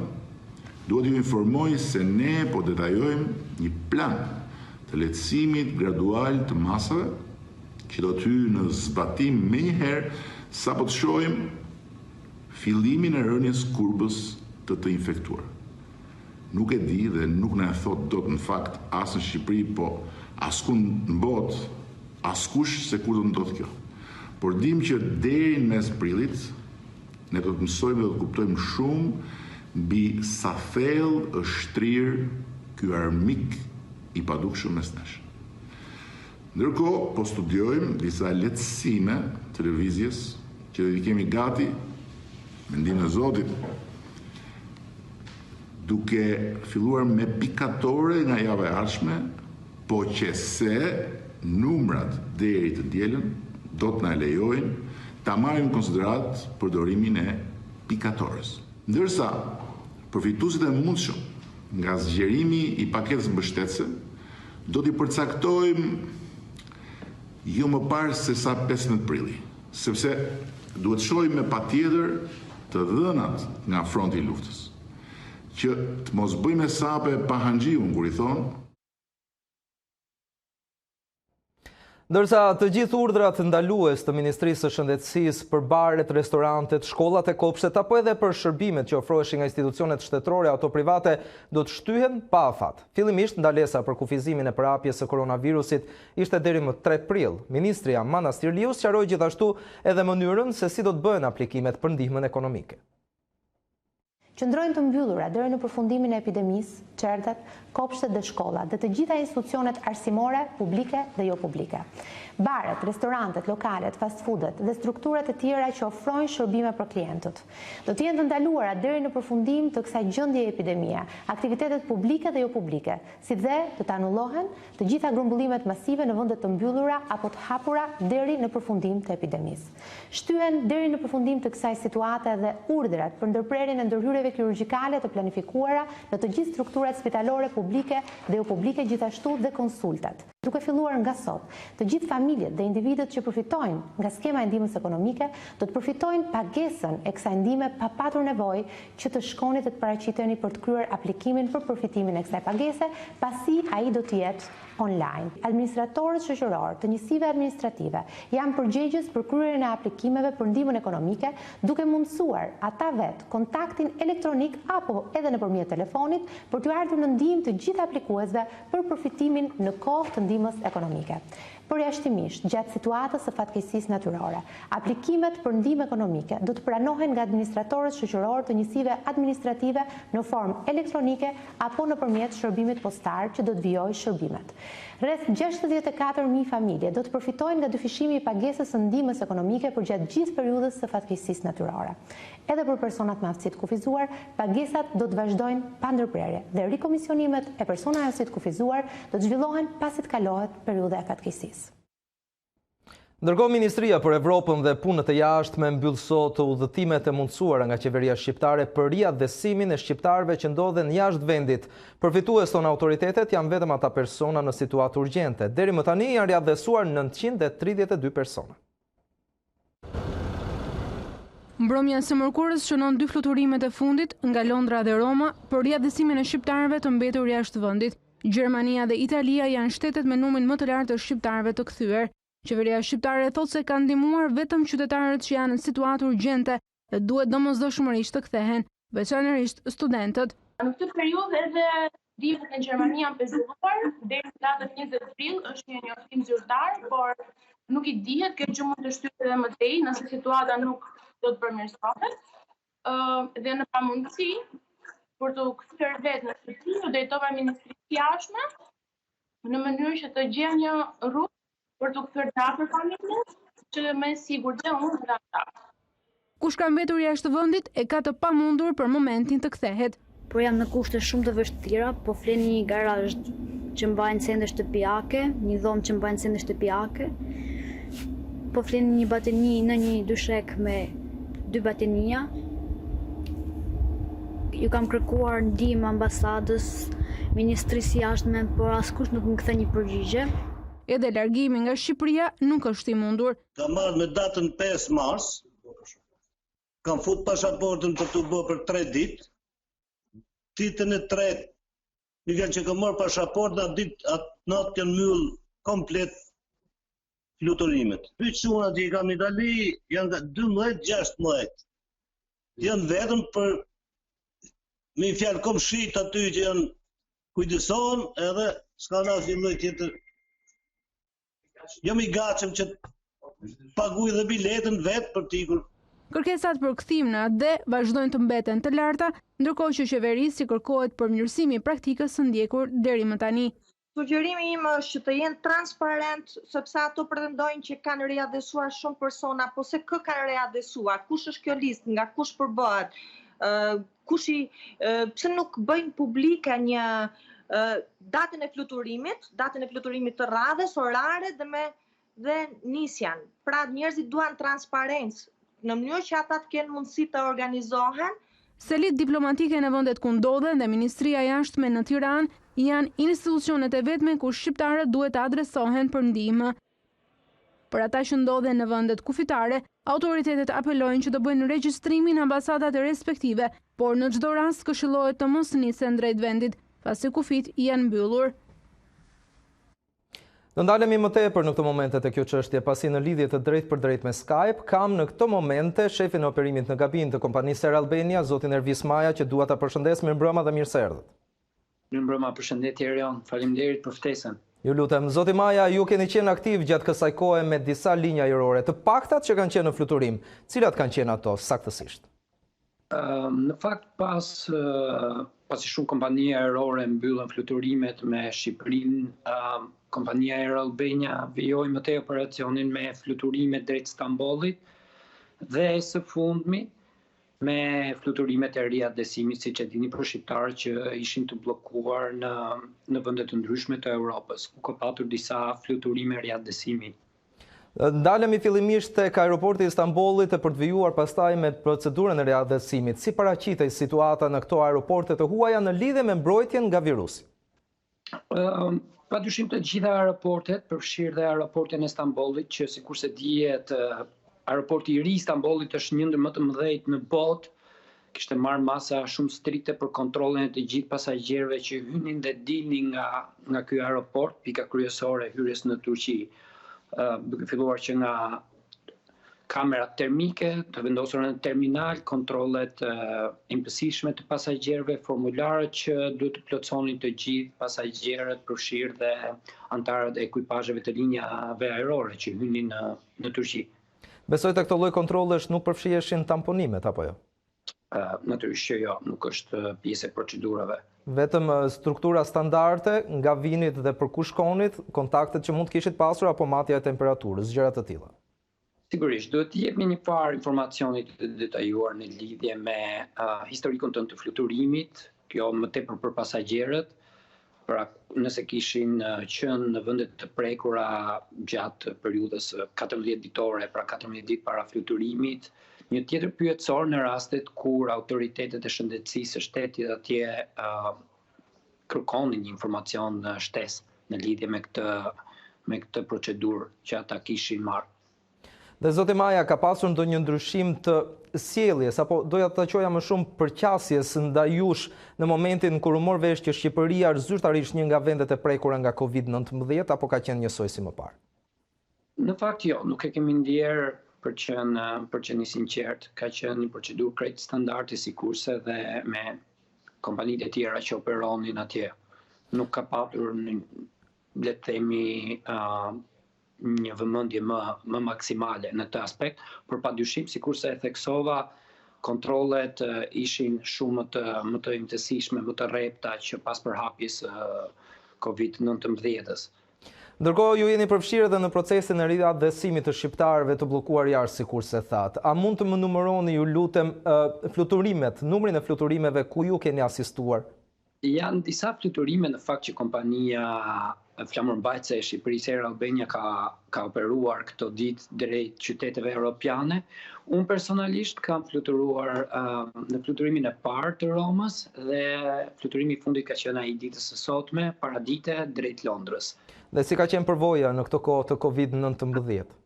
Erion, të jemi sinqert, në gjithë karrierën time në aviacion, nuk e kisha menduar asnjëherë që në një ditë të caktuar do të operonim në kushte të tilla. Padyshim kjo ishte një ngjarje e veçantë për të gjithë që ka punuar në aviacion për vite të tëra, pasi nuk ishin përballur me një lloj operimi të tillë në kushte pandemie, aq më pak për Shqipërinë. Besoj keni qenë me masa të marra si duhet. Cilat ishin ato mbrojtëse që përdornit ju në punën tuaj për sa i takon riadesimit të shtetasve? Sigurisht, Rion ka një protokoll dhe për sa i përket fluturimeve që zhvillohen në kushtet e pandemisë globale që dihet tashmë ka shpërthyer në mbar botën. Gjithë stafi patjetër, por edhe avioni në tërësi disinfektohet çdo ditë para dhe pas embarkimit të pasagjerëve.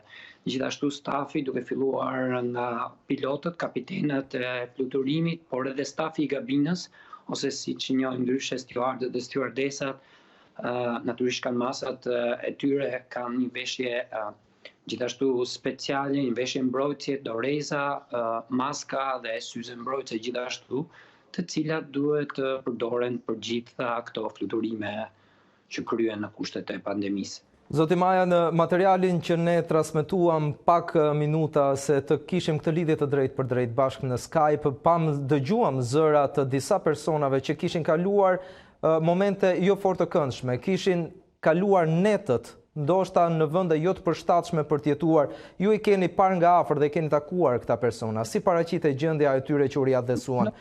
Në fakt, jemi sinqert, nuk më ka rastisur të i shikoj nga afër këta pasagjerë. Por i keni dëgjuar teksa ata embarkoheshin në avion? Nuk na ka ndodhur.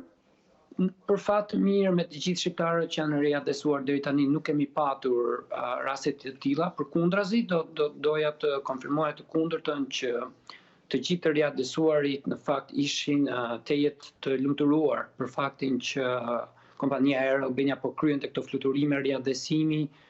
Natyrisht ishin shumë suportiv dhe mezi prisnin të ktheheshin në AD. Kemi marrë shumë falënderime, kemi marrë shumë suport prej pasagjerëve, vërtet ka qenë fluturime shumë emocionuese, përtej faktit që ishin të mbushura ndoshta me një lloj frike, ankthi nga pasagjerët. Në fakt ka qenë krejt e kundërta, këto fluturime për ne kanë qenë shumë suportive dhe shumë emocionale si fluturime, pasi nuk kanë qenë fluturime të zakonshme, siç kryejmë zakonisht me pasagjerë që udhtojnë për arsye të ndryshme, përfshirë dhe pushimet ose vizitat tek të afërmit, familjarët e kështu me radhë. Zoti Maja, kanë qenë fluturime dhe përqasje krejtësisht të ndryshme, pasi ata kishin kaluar disa orë që ndodheshin përtej kufive, pa e ditur se çfarë do ndodhte me fatin e tyre. Mirë po, si paraqitej pamja e tyre në momentin që u shihnin të veshur me ato uniforma aq strikte për të mbrojtur nga persona që mund të ishin të infektuar me koronavirus?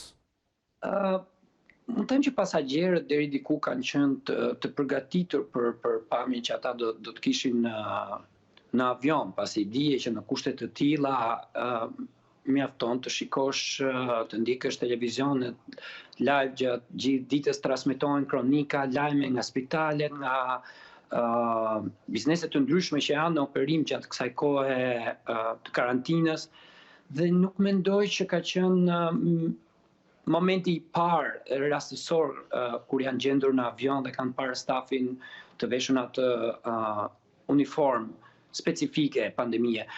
Duhet të theksuar që dhe vetë pasagjerët nga ana tjetër kishin marrë masa mbrojtësi, gjithë pasagjerët ishin të ndërgjegjësuar, mbanin doreza, mbanin maska dhe realisht duke krejt normale, ishte një përshëndetje, një kortezi shumë e ngrohtë dhe shumë normale, nuk hasëm në reagimet të pasagjerëve që mbase mund në shikonin mbase me më shumë tension apo frikë në këtë rast. Jo, përkundrazi. Këto kanë qenë për mua dhe për gjithë stafin që ka operuar në fakt fluturimet më emocionuese, sepse pasagjerët të gjithë ishin një zëri të lumtur dhe të emocionuar për faktin që edhe në kushtet të tilla të vështira apo në kushtet kur shumica e kompanive ajrore nuk operonin për kohësh, ata kishin një mundësi në fund të ditës për të rikthyer pranë familjeve të tyre. Zoti Maja, ju do riktheheni në qiell gjatë këtyre ditëve apo deri në një afat të dytë jo? Ende nuk kemi një konfirmim për fluturimin e radhës, kur do jetë ai, pasi sikurse e dini të gjithë kufit, të gjithë shtetet kanë mbyllur kufit dhe në këtë pikë është i pamundur transporti i pasagjerëve në çdo lloj situate. Ndaj dhe ne sigurisht mbetemi në pritje të qartësimit dhe të shpresojmë që kjo situatë do kalojë shumë shpejt dhe do t'i kthehemi normalitetit patjetër. Dhe pas këtyre linjave të riadhesimit, çfarë parashikon pozicioni juaj i punës gjatë këtyre kohëve? Ju kërkohet të karantinoheni? Ka dhe një procedurë në fakt edhe për këtë pjesë, organizatat ndërkombëtare të aviacionit i kanë parashikuar qartë kushtet kur një steward duhet të karantinohet apo jo. Për shembull në rastet kur steward dhe pilotët qëndrojnë në një shtet të infektuar, kalojnë një natë atje apo më shumë net për shkak të operimit të tyre, kur i kthehen në vendet e origjinës, këshillohet që të karantinohet.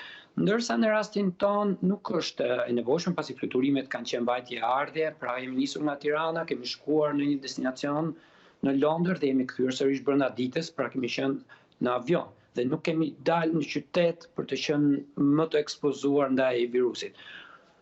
Por personalisht dhe gjithë stafi jon janë kujdesur shumë për këtë pjesë që të paktën të qëndrojnë brenda gjatë këtyre ditëve dhe të respektojnë këtë 14 ditorin, në fakt, sikur sa e thash, që nuk është i detyruar, por që gjithë stafi patjetër po respekton karantinimin për 14 ditësh gjatë këtyre ditëve në vazhdim. Madje edhe kontaktet me familjarët do thoja janë vetëm telefonike në këtë situatë gjatë këtyre ditëve. E kuptoj.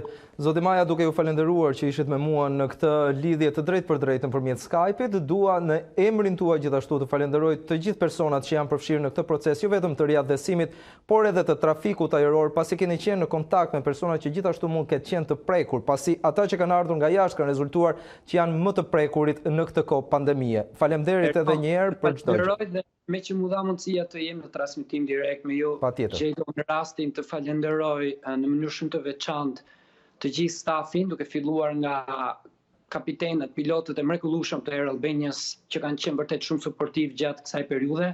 Nuk më të lë pa përmendur dhe të gjithë stafin e stewardëve dhe stewardesave që ndonse mund të jenë si të lënë në harres nga mediat, edhe ata janë herojnë në këtë kohë pandemie. Janë herojt e ajrit në fakt, pra nuk janë vetëm në tokë, por janë në ajër. Gjithashtu, falenderojmë dhe gjithë drejtuesit e kompanisë që në fakt kanë bërë një punë të jashtëzakonshme, gjithë stafi ka punuar me orë të tëra të palodhura për të bërë të mundur riadesimin e shqiptarëve. Unë do i bashkojmë asaj që thatë ju, vetëm se do ju kundërshtoj në një pikë kur thoni që mediat nuk i kanë vënë vit të parë, ne praktikisht jemi vetë përfshirë në këtë proces dhe fakti që kjo linje drejt për drejt nëpërmjet Skype-it po bëhet në këto momente do thotë që e vlerësojmë punën tuaj dhe realisht ju falenderoj edhe një herë. Faleminderit që ishit me mua. Falenderoj shumë, punë të mbarë dhe juve gjithashtu. Faleminderit.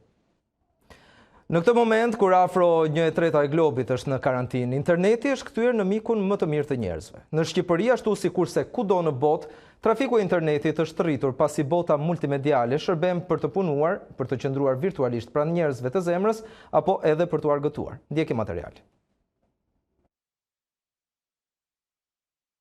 Përhapja e koronavirusit në botë ka ndryshuar të gjitha aspektet e përditshmërisë. Shtetet e mëdha, por edhe vendet të vogla si Shqipëria urdhëruan mbylljen e njerëzve në shtëpi për të mos krijuar një zinxhir përhapjeje fatal të COVID-19. Ajo e krijuar nga karantina është një situatë surreale ku fëmijët nuk mund të takojnë prindrit e moshuar. Rregulla të thjeshta për të kufizuar infektimin, të cilat janë shoqëruar me mbylljen e kompanive, të dyqaneve, kinemave, koncerteve apo eventeve sportive. Në këtë izolim global, interneti është shndruar në mikun më të mirë për të thyer monotoninë. Emergjenca shëndetësore ka patur një rritje të dukshme për shërbimet në web. Blerjet online janë kthyer në domosdoshmëri. Nëse më parë prioritet kishin veshjet apo aksesorët, tashmë kërkesat janë maksimale te supermarketet, shërbimet taksi për ushqime dhe te farmacitë. Në javët e fundit është konstatuar një rritje eksponenciale e trafikut botëror të internetit. Edhe kërkesat për shërbime multimediale kanë arritur pikun, nga programet që transmetohen direkt në internet, te telefonatat video apo edhe videokonferencat.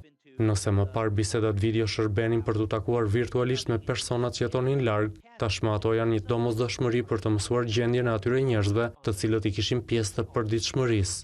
Interneti kanë qenë esencial për garantimin e shërbimeve thelbësore në këtë kohë të vështirë për të gjithë njerëzit, sepse ka bërë të mundur komunikimin e familjeve në gjithë anët e globit, sidomos për ne shqiptarët, të cilët jemi të shpërndarë në shumë vende të botës. Ne për shembull Digicom muajin e fundit kemi patur rreth 20% rritje të internetit, por ama e kishin konceptuar të tillë, dimensionuar të tillë që ta përballonin këtë kërkesë, qoftë nga klientët e rinj apo dhe nga klientët ekzistues, sepse është natyrshme, duke qenë në shtëpi do përdornin më shumë internet. Në periudhën kur për të mbrojtur sa më shumë jetë njerëzish duhet të evitojmë maksimalisht lëvizjet, puna nga shtëpia është ndruar në një realitet të pashmangshëm. Smart working aplikohet prej shumë vitesh dhe është kthyer në një mënyrë pune dhe jete, madje edhe në Shqipëri. Por së fundmi është konfirmuar se puna nga shtëpia funksionon për shumë profesione dhe është një alternativë e vlefshme. Sektori digital është i avantazhuar nga kjo situatë, ndërsa sektorët e tjerë që mund të punojnë nga shtëpia kanë avantazhe dhe disavantazhe. Punonësit kanë më tepër mundësi për të shplodhur, evitojnë stresin e trafikut, të parkimit apo edhe të veshjes së përditshme, edhe pse distanca mund të rrezikojë konceptin e punës në grup. Karantina nga koronavirusi ka impakt kryesisht te moshat e reja. Fëmijët apo adoleshentët gjysmën e ditës duhet ta kalonin në shkollë, e tashmë janë të detyruar të mësojnë nga shtëpia. mësuesja ju ka dhënë udhëzimet që janë këtu. Leksionet online janë një zgjidhje e vlefshme në kohë krizash, në një moment kur situata shërben edhe si test për autodisiplinën e çdo fëmije. Të mësosh në mungesë fizike të mësuesit është një sprov. Ky mision bëhet edhe më i vështirë në epokën e internetit, mes lojrave, rrjeteve sociale dhe YouTube-it. Ndërsa rrjeti global i internetit është rënduar nga trafiku i paprecedent, dy kolosët e transmetimeve YouTube dhe Netflix ulën cilësinë e videove, si mënyrë për të përballuar rritjen e jashtëzakonshme të kërkesës. Epoka moderne e internetit është kthyer në një prej aleatëve kryesor të televizioneve. Buonasera mister, mirëmbrëma. Buonasera, mirëmbrëma tutti gli albanesi, tutti i shqiptarë. Për jetën në media, kundërprerja e sinjalit është e pakonceptueshme. Intervistat tradicionale ja kanë lënë vendin intervistave video në distancë. Kjo ndodh në Shqipëri dhe kudo. Giganti amerikan CNN ka zgjedhur që edhe lidhjet me gazetarët të realizohen nga kushtet e vet izolimit në shtëpi. Një trend i tillë ndiqet në Angli apo dhe në Itali, ku programet e argëtimit janë përshtatur situatës. Telefonatat video funksionojnë për çdo emision me stafi të nevojshëm apo të ftuarve. Brother, how are you? Njerëzit kreativ si muzikantët janë përshtatur kushteve të karantinës. Emra të mëdhenj të muzikës botërore plotësojnë kërkesat e ndjekësve duke kënduar në videot live në internet.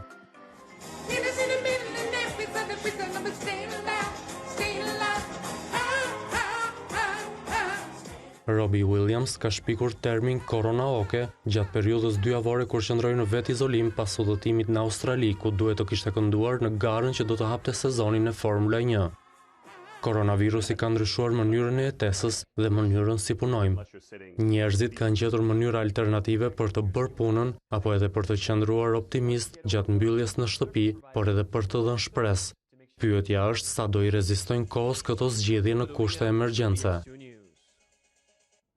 Një grup shkencëtarësh kinez kanë arritur të izolojnë disa antitrupa nga persona të shëruar nga koronavirus, të cilët mendohet se do të jenë trajtimi më specifik për personat e prekur nga virusi, por do të shërbejnë edhe për parandalimin e infektimit të personave të tjerë. Sipas kërkuesve të një universiteti në Pekin, në testet që janë kryer është parë se këto antitrupa bllokojnë depërtimin e virusit në qelizë.